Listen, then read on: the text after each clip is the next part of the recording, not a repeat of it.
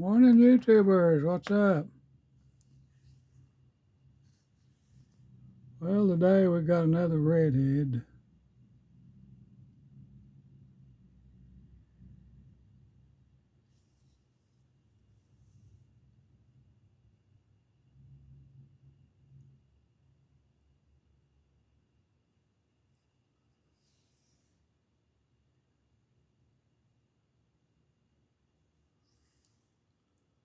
About 2 3/4 blade and 4-inch handler, a little over 4.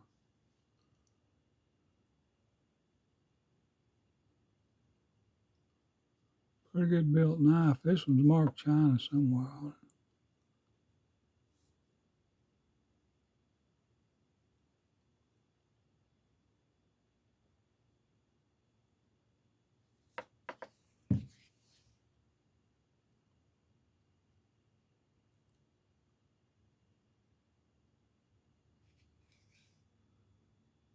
I don't know if they're still in business or not. Well, guys, I hope this Monday agrees with you. Have a good one. Stay safe, stay dry. God bless you, and please subscribe. Thank you, thank you, thank you.